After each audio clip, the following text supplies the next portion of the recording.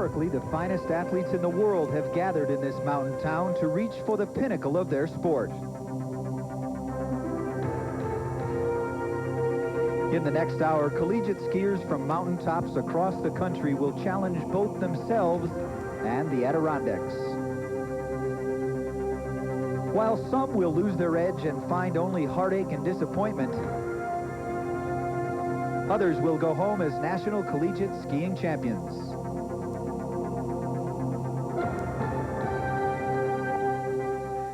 This is the 1992 Ford United States Collegiate Skiing Championships.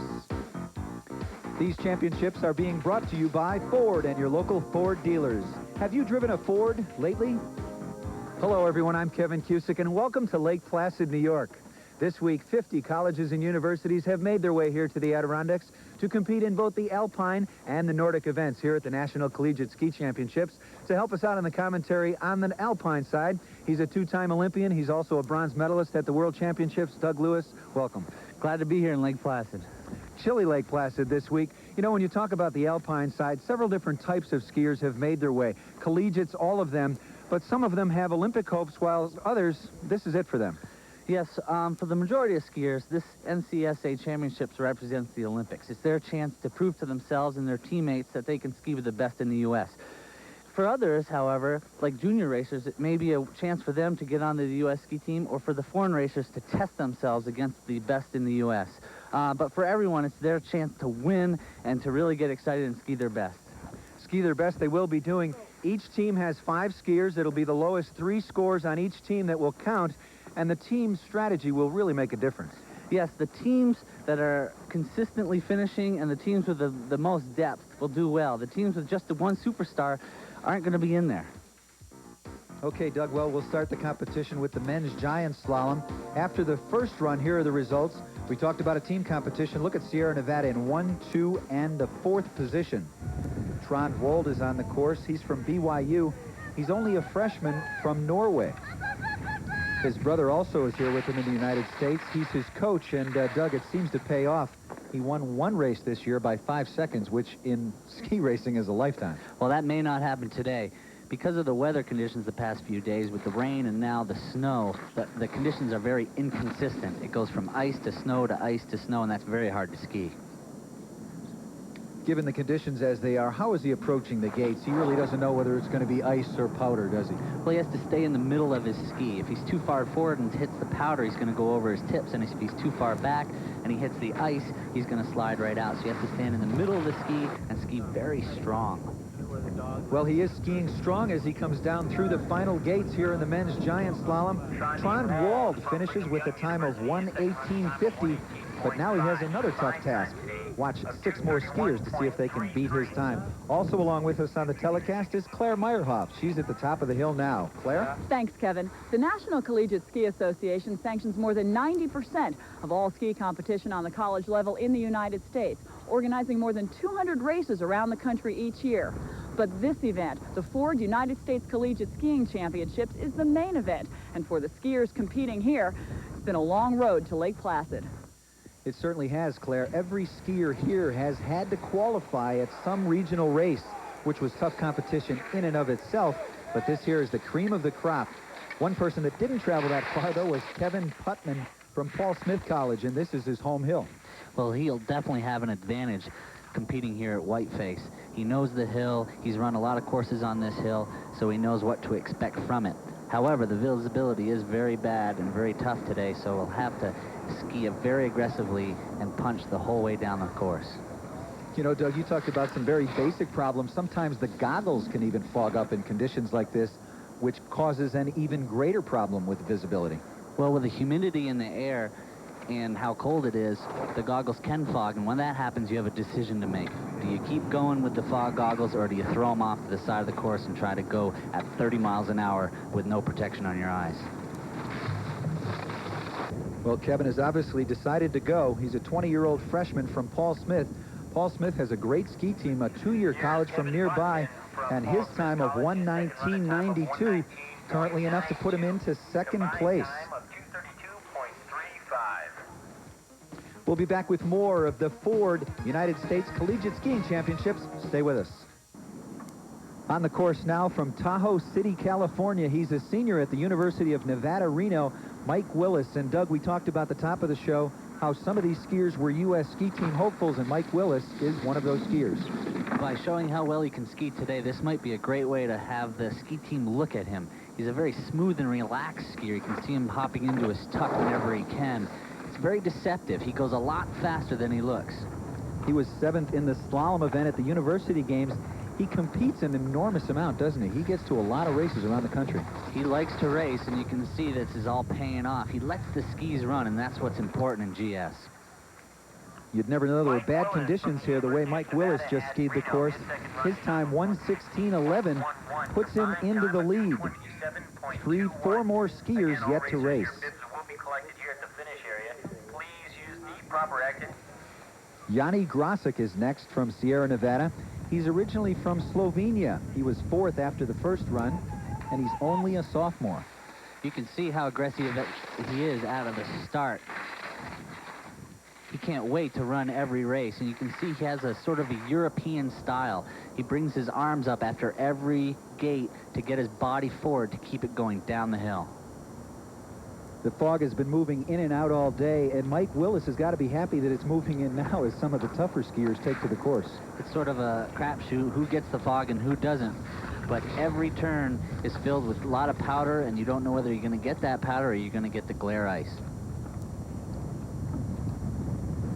He's really, whoa, he gets out of control there. He got twisted up. He's just being almost too aggressive, might be trying too hard. He's got to settle down and let the skis do all the work instead of his upper body. Whoa, he's lost his ski there, up in the air. That comes from, again, trying too hard, pushing too hard. He's got to settle down and let the skis do the work. Well, the skis did the work, but not enough. Currently in second place, there you see his combined time of both runs, 2:27.96, which is not enough to take the lead. Now on the course is Eric Carlson from Central Oregon Community College. Eric is originally from Bend, Oregon. He's also had a lot of European competition, which Doug should help him on days like today.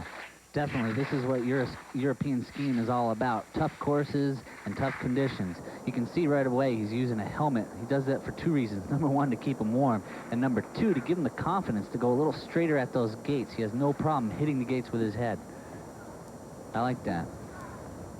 Central Oregon Community College last year at the Nationals finished 6th.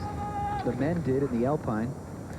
He's not throwing a lot of snow, which is good. That means his skis are carving. When a lot of the skiers throw a lot of snow, that means they're sliding and they're killing their speed. Eric is just looking for speed the whole way down, keeping on that very speed low. shot, you can really see how fast he's going.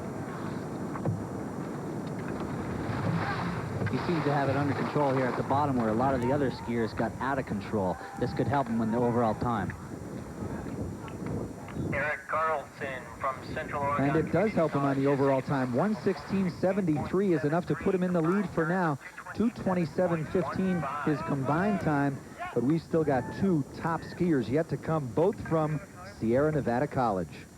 One such skier, Urban Planishek from Sierra Nevada College. He's originally from Slovenia, and last year he skied for the Yugoslavian ski team on a World Cup event, the Aspen race.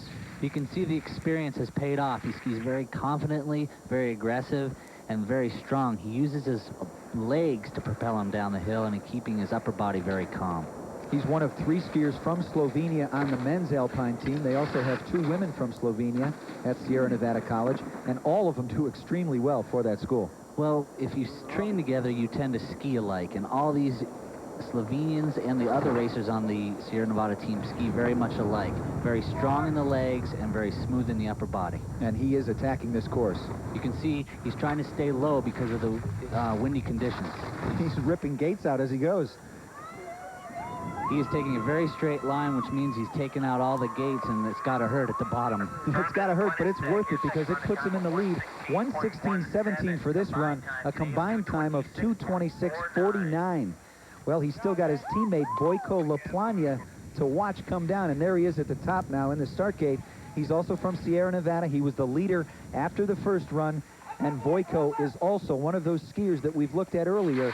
His form is really good. His form is excellent, but I think he must have seen his teammate Urban go down the course because he's almost trying too hard. Now, he raced in December at Park City at the World Cup event. He used the Park City World Cup almost as more training. He hadn't skied a lot coming into it, and so he used it as training, and now it's paying off here at the NCSA Championship. I don't know if many of the collegiate skiers could say that they used the World Cup event for training, but he certainly can. He's hopping down into his tuck. He knows he made a few mistakes at the top, and he's got to make up the time at the bottom. His teammate Urban put in a blistering time ahead of him, so he's got to ski fast. There he is in his tuck, staying low.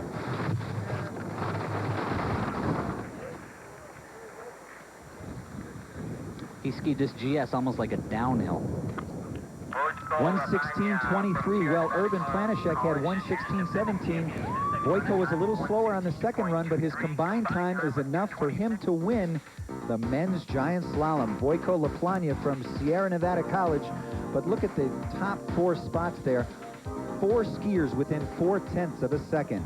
But then you see Sierra Nevada College in 1-2 spot easily puts them in the team competition on top, followed by Central Oregon, Nevada Reno, Paul Smith's, and Albertsons College.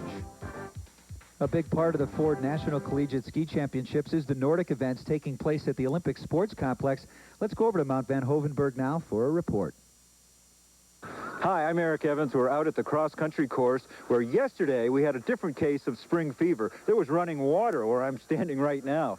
Today, Old Man Winter has come back with a vengeance, and that means the course is a little bit icy, and we spoke with Brad Streeter, Chief of Course, about the conditions today. Well, we had pretty much of a deluge yesterday, and we had to pull some tricks out of the hat and come up with some man-made snow here in the stadium and shorten the course, but I think we've come up with a good course for this National Collegiate Skiing Championship.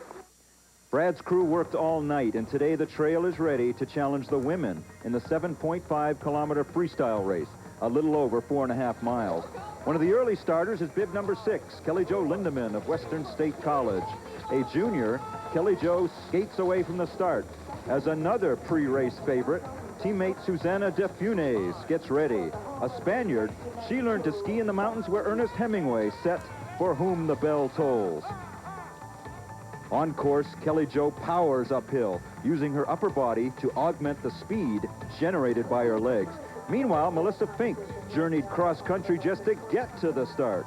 She made all her own travel arrangements, even wondered about the ferry schedule across Lake Champlain until someone told her it was frozen.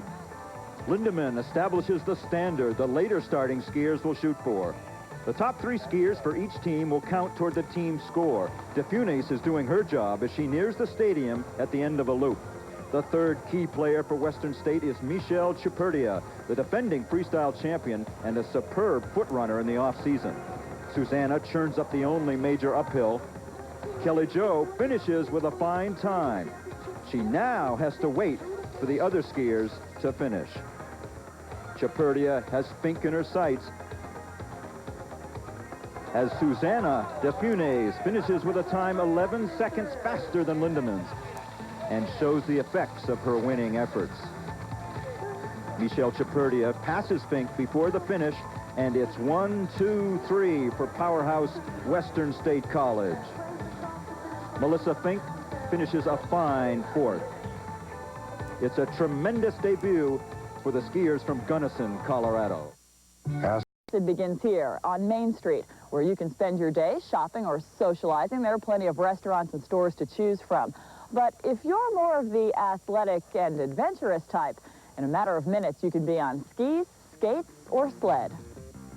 It's just a quick walk to the Olympic Center, where you can skate outdoors on the very same Olympic oval where Eric Heiden won 5 gold medals in 1980 for speed skating. Or you can go inside and skate on one of 4 indoor rinks. One of those rinks is where the Olympic hockey team had its miracle on ice. At Mount Van Hovenberg, you can take a bobsled ride on the Olympic course. You guys scared? Nope. Nope. Okay. Woo! Ah, the luge. All I can say is it's a little sled. The ice is very hard. It goes very fast. And you can take a ride on the luge here in Lake Placid. And I hope my mother wasn't watching. Ah! Well, I don't know if her mother was watching, but we certainly were. Doug, did you ever try the luge or the bobsled? You know, I've gone 90 miles an hour on a pair of skis, but I don't think I'll ever try that. You're a smart man. Well, adverse weather conditions at Whiteface were the absolute worst for the women's giant slalom. And as we look now at Petra Plybus from Sierra Nevada College, Doug, she is also from Slovenia, and the Slovenia women, like the men, are the ones to watch. The adverse conditions are making all the skiers ski very aggressive, and as you can see, it's kind of like skiing into a black hole.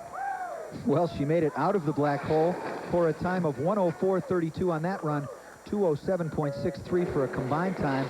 And now on the course is Tracy McEwen from Seattle University. We talked about this being a team competition. Tracy's the only member of her team. She's skiing as an individual, but Doug, she is a great skier. Even though she's a lone teammate, she brings a lot of experience into the GS. She's a downhiller and has World Cup and U.S. ski team experience. Former member of the ski team. Her time of 1:04.06, combined time 2:07.31 is enough to put her into second place for the women's giant slalom, and she certainly is happy about that. At the top of the hill is Janja Lubschi.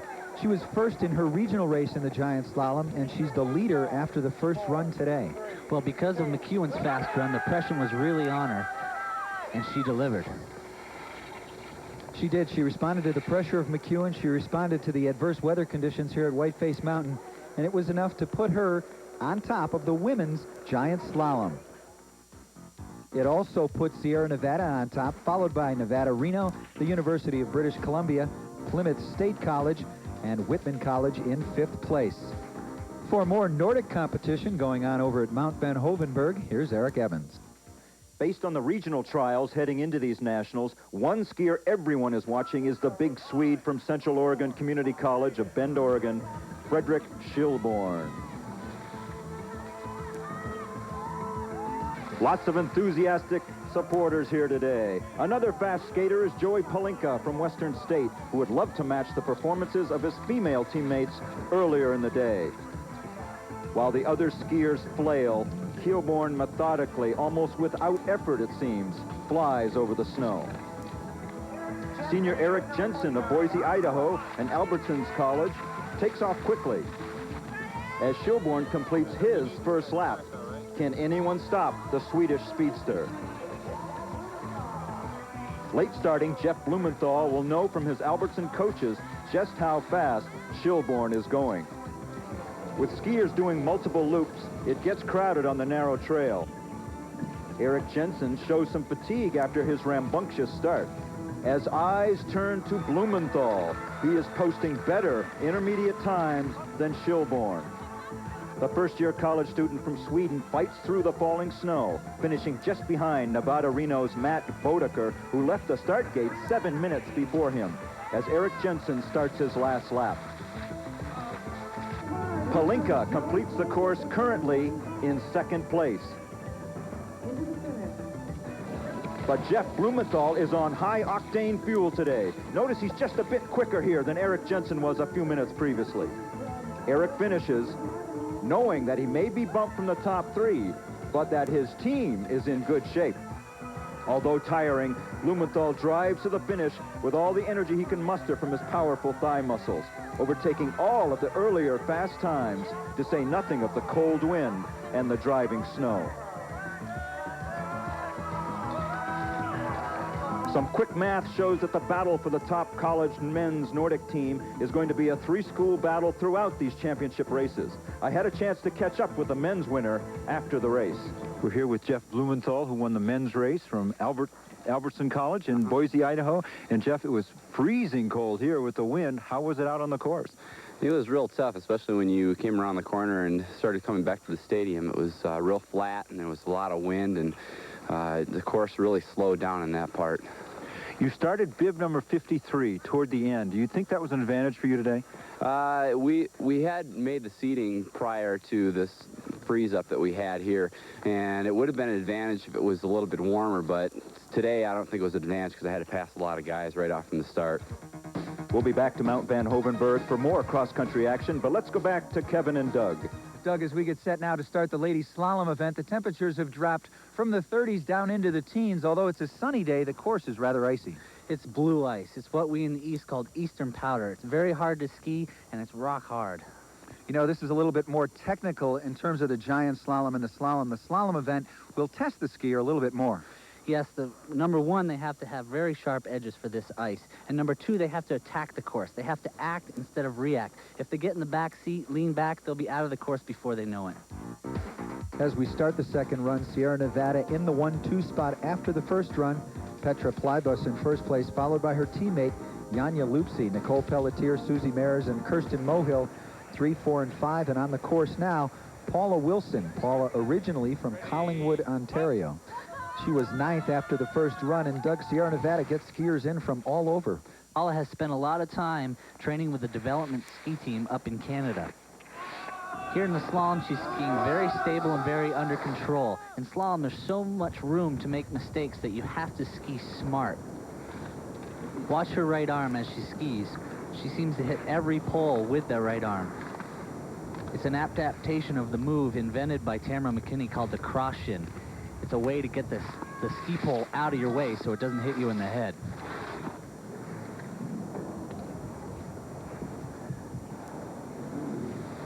Her line on the course wasn't that straight. She's skiing kind of around the poles instead of through them, but it's a good, safe run.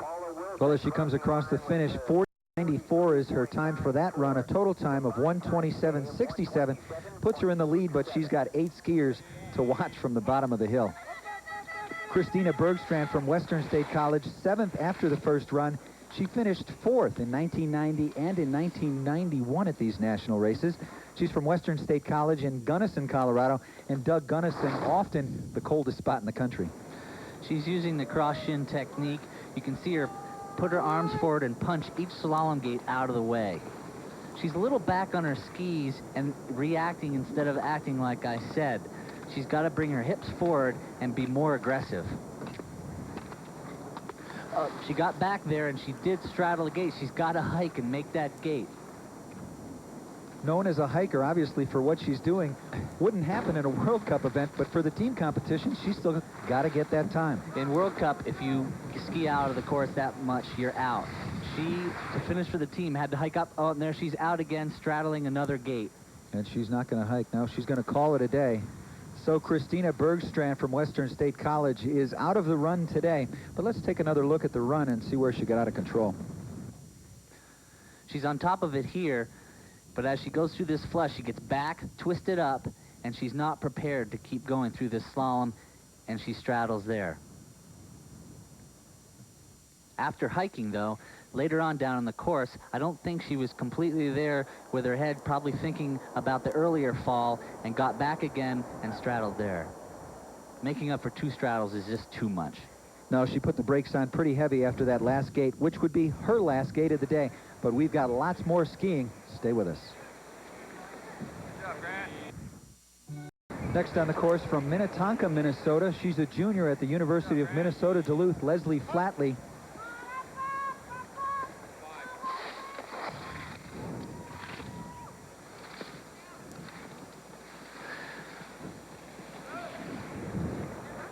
Leslie's skiing more of a traditional technique. She's skiing a little bit too round around the gates. The skis want to come as close as possible without hooking to that slalom pole.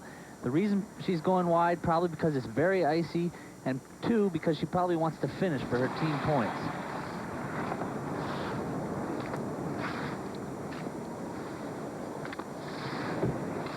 It really is a tough situation when you can't go all out, knowing that you have to finish the course in order to get your team time. It's a fine line. How far do you let it go out, and how far do you rein your skis back in? Leslie Flatley's total time after the 2 runs is 1:29.86. It's enough to put her in the lead, but there are still 5 more skiers yet to go. Stephanie Kellert from the University of Nevada, Reno. She was 6th after the first run. She's a member of the British Columbia ski team and an impressive skier to watch, Doug. She's a very strong skier, another import from Canada. You can see she gets closer to the gates and uses her leg strength more. The upper body is only used to get the gates out of the way and keep your balance. The main skiing is done from the hips down. And she's certainly doing that now as she's coming through. Her time seems to be faster than some of the other skiers. You can see her almost catch air between the gates. She's using that strength to hop from gate to gate very quickly. Again, the cross shin technique where she punches each pole out of the way. Allows the skier to go closer to the pole for quicker times. Whoa, a little out of control there, but she's able to stick with it. Boy, she worked well to stay back on the course. That's the strength again in those legs. Oh, she must be happy with that time. It puts her into the lead, 44.08, 127.21 for her combined time of the 2 runs. And next on the course is Kirsten Mohill. She's a 2-time Eastern Regional champion from Boston College, 5th after the first run. Another strong skier. Her technique is very solid and safe. It may not look like she's going fast, but she does carry the speed. You can hear the snow is very hard, and the edges have to be sharp as they can be to carve through this hard snow. She's well on her skis now. She's hopping back and forth between the gates. It's a great section of the course. The course is very fast and very open there.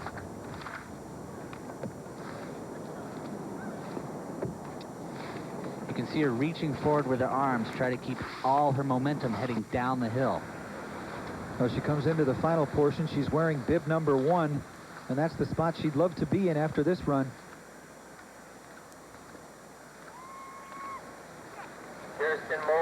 Her time of 45.83 for that run, a combined time of 128.30, currently 3rd, just not enough. Susie Mayers is next on the course from the University of Nevada, Reno. She was 4th after the first run. She's from Vancouver, and she's only a freshman. She is a spark plug. She's just a bundle of energy. All of her teammates love her having on the team because she rises the whole team level up.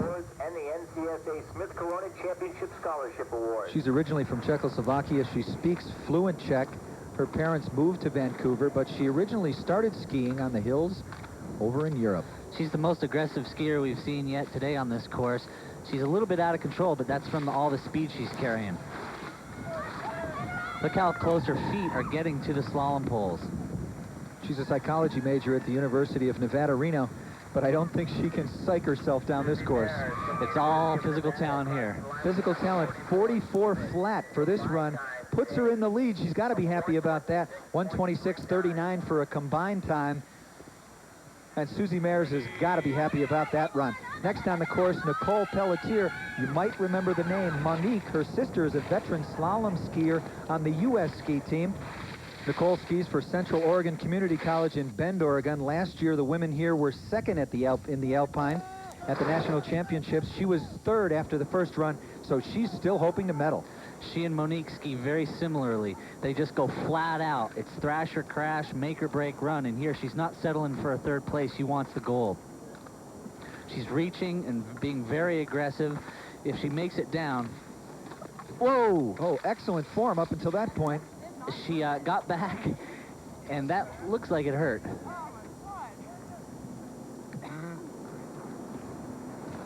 As I said, she was having a great run. She was going to win this one or not finish at all.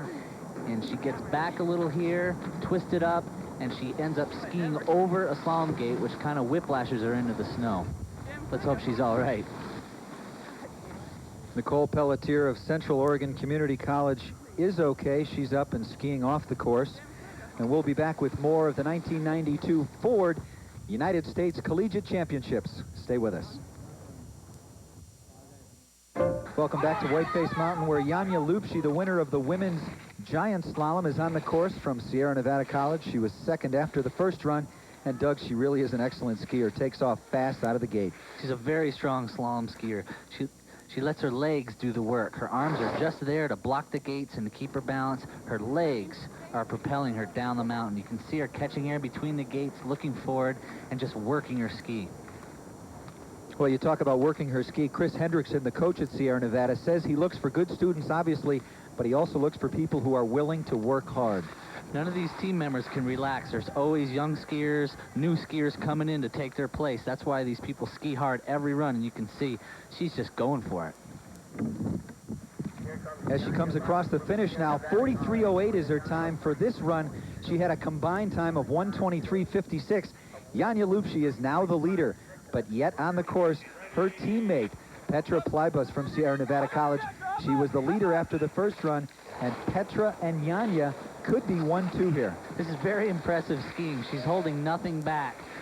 She really wants to win the gold here, and it's going to take this kind of a run, a very aggressive run, very crazy run, to win it. Well, we've had adverse weather conditions here all week, but with the great weather conditions, she can really let it run out. This is very good skiing. She's well on top of her skis. She's looking ahead, and she really is intense.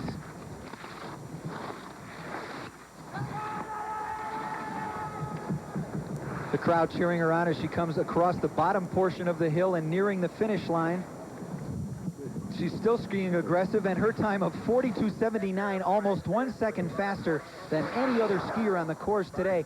122.94 puts her in the winner's circle, and it also gives her a nice hug from her teammate, Janja Lubschi. That puts Sierra Nevada in the 1-2 spot here in the women's slalom event. Final results, Petra Plybus in first place, Janja Lubschi 1-2, nobody near him. 3.5 seconds back is Susie Mayers, Stephanie Collard behind her, and Paula Wilson behind that, which puts Sierra Nevada in the top spot once again, followed by Nevada Reno, Boston College, Whitman College, and St. Olaf. Let's go over now to Eric Evans. Both cross-country ski techniques are being contested at these nationals. The first race was freestyle. Today, it's classical technique, kicking and gliding in the tracks. And number 4, Fredrik Schilborn, has been doing this from the time he was a youngster in Mora, Sweden. The Western State team is strong in classical as senior Michael Bush gives chase. Schilborn, who finished second in the freestyle race, shows exquisite classical form as he tears up the Mount Van Hovenberg loop. University of Nevada, Reno's Carl Schmidt, a physics major, is also a strong classical skier. On the course, Bush keeps his eyes focused intently on the track ahead of him. Jeff Blumenthal is trying to be a dual national champion. Starting late, he once again chases the other favorites. Like Fredrik Schilborn, showing impeccable double poling compression, reeling in the slower skiers ahead of him. Carl Schmidt works the uphill, knowing he will soon get a split time and learn if he is up or down to Schilborn at the same point. A small stumble does not detract from Schilborn's imposing time. Eric Jensen wants a medal in these final championships after falling just short in the freestyle. Carl Schmidt comes across cleanly and stands in second place. Blumenthal races into the stadium for his final lap, knowing he is on pace for silver. Can he catch the big Swede? Eric Jensen races a tired Trevor Olsen, who face plants at the same point Schilborn faltered. Blumenthal makes his way to the finish, knowing there won't be 2 individual goals at these championships. He takes second. There are some familiar school names in the top rungs of the leaderboard: Western State, Albertsons College, and Central Oregon. In the women's classical event, the field will chase Western State College, led by Jacques Spain's Susanna De Funes. De Funes' teammate, Kelly Jo Lindemann, starts just 30 seconds ahead of her. This will be a race within a race. Corin Clark knows that there are stronger skiers behind her, but the best thing she can do is simply concentrate on her own race. Van Willigen has already passed the Air Force Academy's Michelle Kuipers and works to set a fast pace.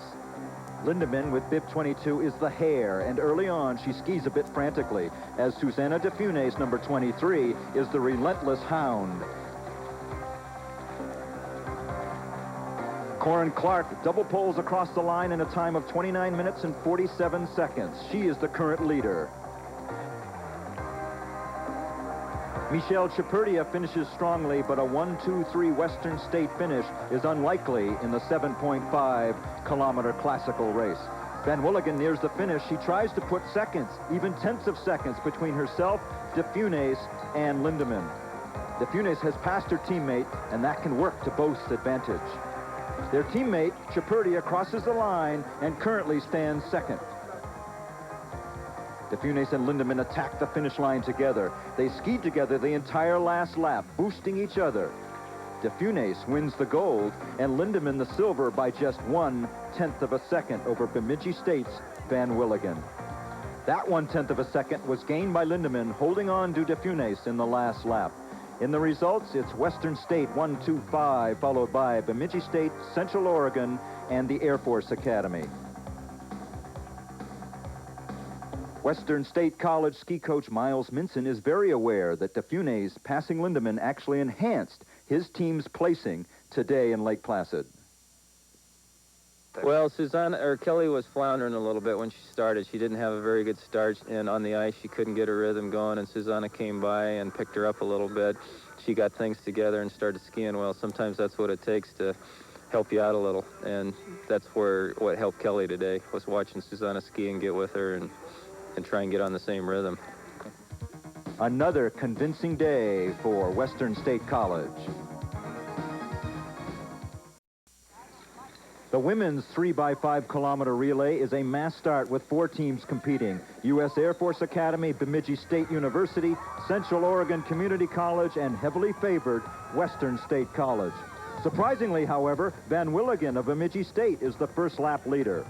Relays can be unpredictable. As Van Willigen tags teammate Michaels, the lead is 13 seconds. 13 seconds that Western State's DeFunes will have to make up. As we find out, DeFunes and Western State are a perfect match. I went to law school for a year in Spain, and then I was in the junior national team, and I couldn't keep up. There was no programs, the ski programs in the university, so I decided to apply to American universities, and Western State College was the first one on offering me 2 scholarships, one for my schools and one for skiing. Susanna's mother and father came all the way from Spain to watch her ski, and Mr. DeFunes taught her to ski. He was a good teacher, as Kim Michaels is now over half a minute behind. DeFunes tags Lindemann for the final leg. Lindemann has the comfort of a 53-second lead. A lead that Bemidji State's Kari Narla will try to chase down in the freestyle portion of the relay. As Lindemann makes her way into the stadium, there's little doubt, as Western State's time of victory is nearly 2 minutes faster than their competitors.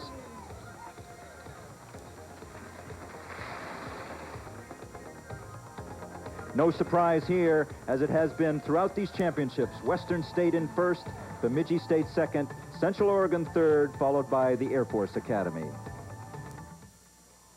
Let's go back to Whiteface Mountain and Kevin Cusick with Mr. Downhill, Doug Lewis.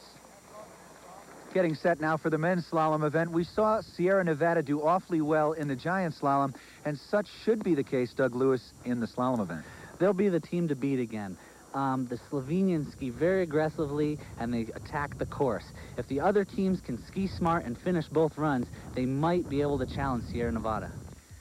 Men's slalom results after the first run: Urban Planishek in first place, followed by Mike Willis, Vojko Laplanya, Trevor Wagner, and Darren Shields. Once again, Sierra Nevada 3 of the top 5 spots. John Finley on the course now, and John from Everett, Washington. He was the West Regional Slalom winner. First thing you notice on John is a GS suit. The slalom skiers wear GS suits now to give them more flexibility. They still wear all the pads to protect themselves from those hard gates, but the GS suit is now the style. We've seen a lot of West Coast skiers here. He's from Whitman College in Walla Walla, Washington. As we look at the speed shot, he's really powering his way down this hill. He's carrying a lot of speed. A little mistake there, but he's back on his skis. Again, it's a fine line from standing up and finishing for your team and being aggressive and going for the win. Here comes John Finley. 53.90 is his time for the run. It puts him in the lead for now. There are several skiers yet to go. 152.17 for a total of 2 runs. And at the top of the hill is Yanni Grasic from, you guessed it, Sierra Nevada College. Sierra Nevada is awfully tough.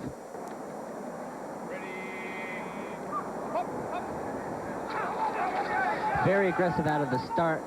Yanni's is in a good rhythm, and again, look at his legs. He uses the power all through his legs to propel himself down the hill. Boy, he picks that inside ski up on every turn, which is great form. Side ski so they can make sure they have all their weight on the downhill ski. This is really good skiing. A little mistake there, but he's back on his skis. His arms are forward, and his legs are just getting every ounce of speed they can out of each turn. Yanni Grasic from Sierra Nevada College was 6th after the first run, but his time of 51.48 on this run puts him into the lead. Although there are 5 skiers yet to go, he should be happy with that run. Now in the start gate is Darren Shields from Sierra Nevada College, 5th after the first run. Darren originally from Nelson, British Columbia, a Canadian on the Sierra Nevada ski team. Sierra Nevada's program is only 3 years old, and in just 3 years, Chris Hendrickson has really done a fine job with the team. Chris expects a lot out of each of his racers. I should know, he coached me on the World Cup for 2 years, and it brought our whole team up. Darren here has raced for the Canadian development team As you watch him ski, he skis very solid and very stable. Not much movement in the upper body. It's all in the legs and in the ankles. You can see how close his skis are getting to each pole, almost clipping them.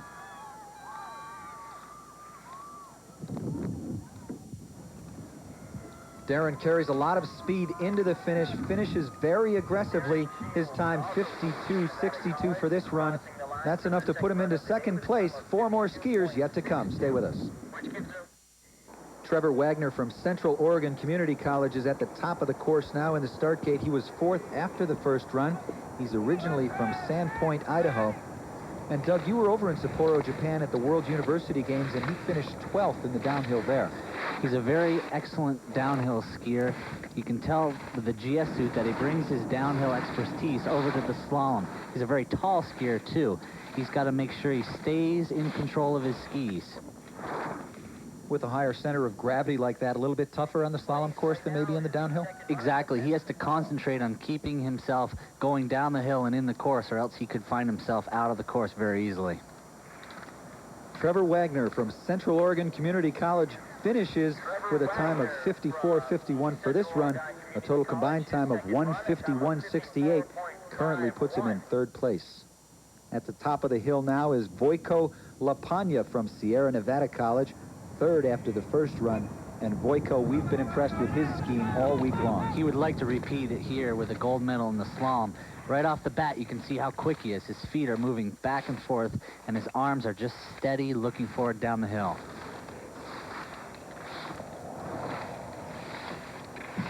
This is world-class skiing here. He has experience on the World Cup, and it shows through this section of the course. A little slip up there, which every racer has had, but he's back on his skis, and he's very quick. Vojko Lapanya bringing a lot of speed in across the finish. 2nd fastest time of the day thus far on the second run, 52.11, only behind Yanni Grasek. But now at the top of the hill is Mike Willis from the University of Nevada, Reno. He was 2nd after the first run. He's also a skier that the U.S. team has been looking at rather seriously. He's a very balanced skier. Ski both slalom and the giant slalom very well. He's packed in between 2 Slovenians on this second run. It'll be interesting to see how he skis, whether he goes for the gold or whether he goes for the finish. Well, looking at him ski at the top portion of the course, he's going for the gold. He's getting his skis very close to the gates, cutting the line down to make it very fast.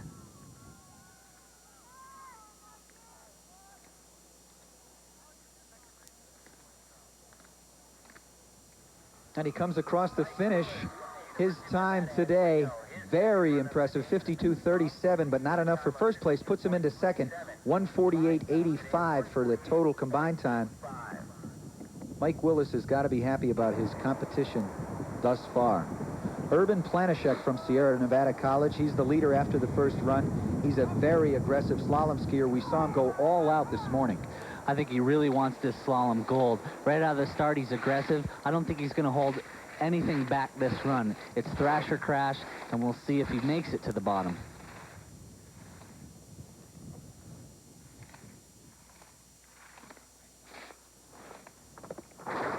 Again, a strong skier. He makes all of his speed through his legs. He's working his ankles and his upper thighs to let the skis run down the hill, not across the hill.